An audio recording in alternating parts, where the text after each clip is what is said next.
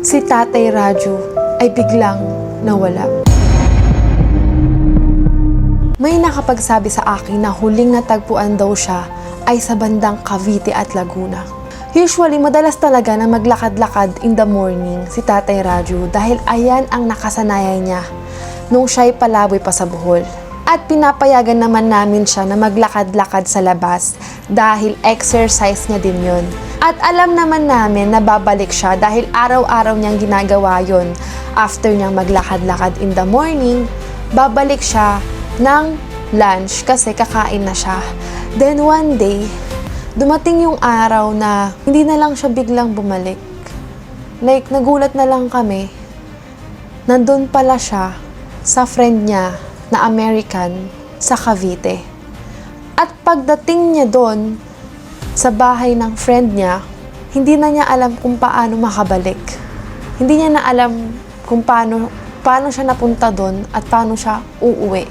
Nakakalungkot lang na isipin na bumalik na naman siya sa pagiging palaboy.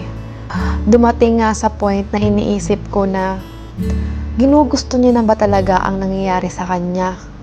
Dahil kami ay ginagawa namin ng best namin upang matulungan siya at maging maayos ang kanyang buhay. Pero sana, tulungan niya rin yung sarili niya.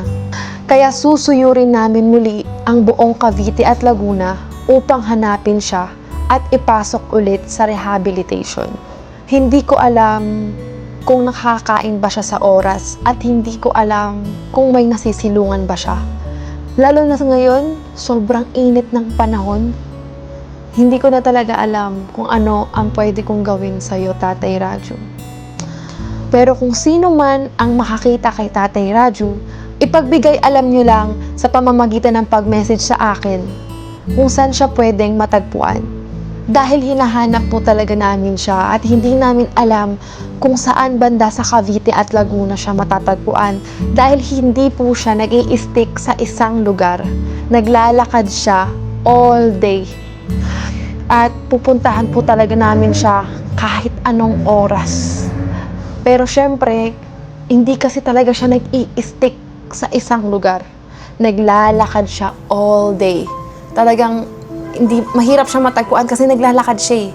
So parang tsambahan talaga kung saan siya pwedeng makita. Message ko lang sa'yo, Tatay Raju, na